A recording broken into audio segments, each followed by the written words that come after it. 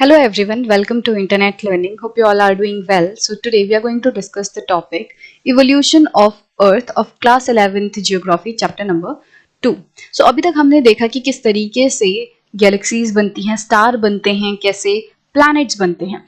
तो जब प्लैनेट्स बने तो उसके साथ अर्थ भी बनी होगी सेम प्रोसेस से हमारा जो सोलर सिस्टम है वो भी बना होगा। अब हम बात करेंगे जब अर्थ बन गई तो उसके बाद क्या हुआ, अर्थ पे किस तरीके से बदलाव आए, इवोल्यूशन हुआ।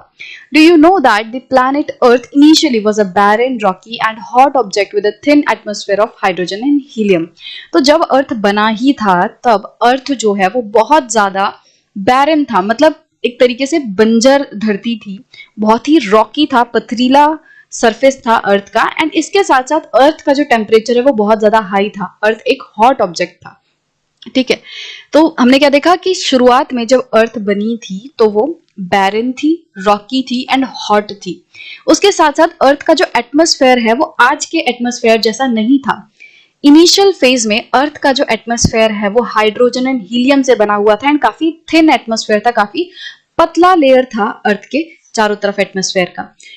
This is far from the present day picture of the earth. और आज का जो हम एटमॉस्फेयर देखते हैं, आज की जो अर्थ देखते हैं, वो बहुत ज्यादा अलग है उसके शुरुआती टाइम से। Hence, there must have been some events, processes which may have caused this change from rocky, barren and hot earth to a beautiful planet with ample amount of water and conducive atmosphere favoring the existence of life. तो जब हम ये कह रहे हैं कि एकदम शुरुआती दौर में जो अर्थ थी वो आज के अर्थ से बहुत ज्यादा अलग है, तो जाहिर सी बात है कुछ ना कुछ इवेंट्स, कुछ ना कुछ प्रोसेसेस, बहुत सारे से चेंजेस हुए होंगे जिसकी वजह से जो रॉकी, बैरन, हॉट अर्थ थी वो बहुत ही सुंदर सी, बहुत ही ब्यूटीफुल सी अर्थ बन गई, जिसमें एम्पल अमाउंट ऑफ वाटर है, जिसका एटमॉस्फेयर बहुत ही लाइफ सपोर्टिंग है। तो ऐसे एटमॉस्फेयर को बनने में, ऐसे अर्थ को बनने में बहुत सारे चेंजेस लगे होंगे। In the following section, you will find out how the period between 4,600 million years and the present led to the evolution of life on the surface of the planet. तो अर्थ जो है वो माना जाता है अर्थ 4.6 बिलियन ईयर्स एगो बनी थी, या 4,600 मिलियन ईयर्स। तो 1,000 जो मिलियन है, 1000 million is equals to 1 billion. तो 4,600 मिलियन को हम 4.6 बिलियन भी कह सकते हैं। तो यूनिवर्स बना 13.7 बिलियन ईयर्स पहले, अर्थ बनी 4.6 बिलियन ईयर्स पहले।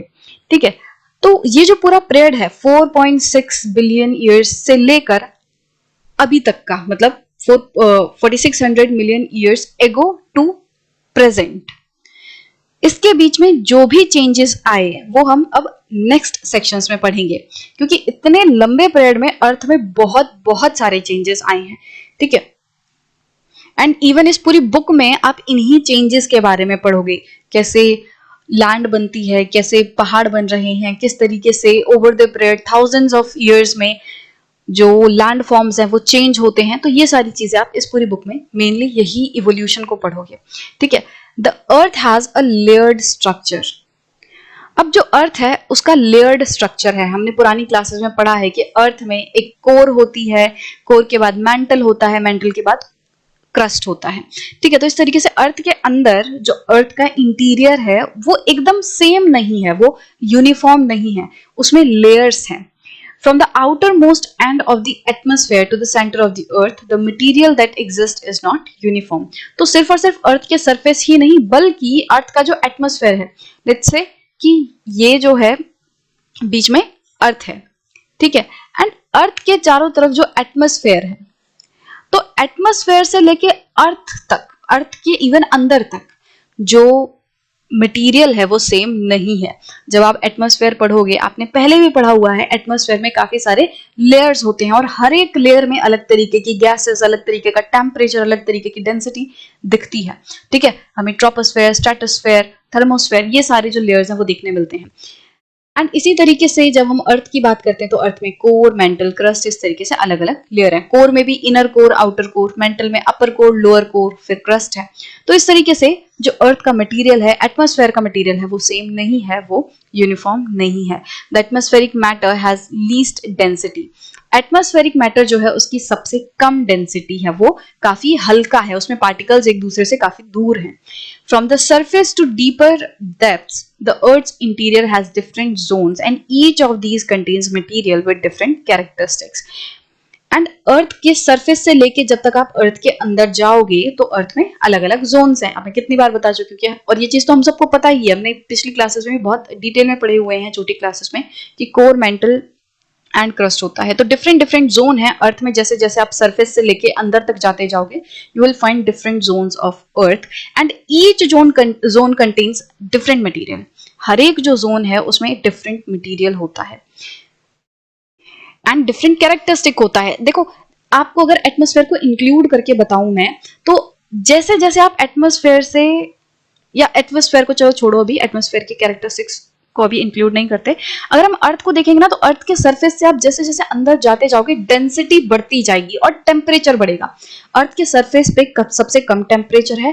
As you will go deeper into the earth you will find that temperature is increasing and इसके बहुत सारे कारण हैं. तो अलग अलग मटेरियल्स हैं, जैसे सेंटर में देखोगे आपको आयरन वगैरह मिलेगा, जैसे जैसे ऊपर जाओगे तो अलग अलग एलिमेंट्स आपको देखने मिलेंगे. तो अर्थ जो है इस तरीके से काफी ज्यादा चेंज हुई है अपने ओरिजिन से लेके आज तक का जो पीरियड है. इस सेक्शन में बहुत ज्यादा कुछ नहीं है अभी पढ़ने के लिए, but from the next section we will discuss in detail what has happened to earth and evolution जो है वो लिथोस्फेयर का कैसे हुआ. मेनली हम बात करेंगे जो अर्थ का सरफेस है, how it has evolve over the time. And इसमें ये जो क्वेश्चन दिया हुआ है, how was the layer structure of the earth developed, ये भी हम नेक्स्ट सेक्शन में अच्छे से समझेंगे कि लेयर्स जो है वो कैसे बने. सो आई होप कि आपको सारी चीजें क्लियर होंगी इस सेक्शन की.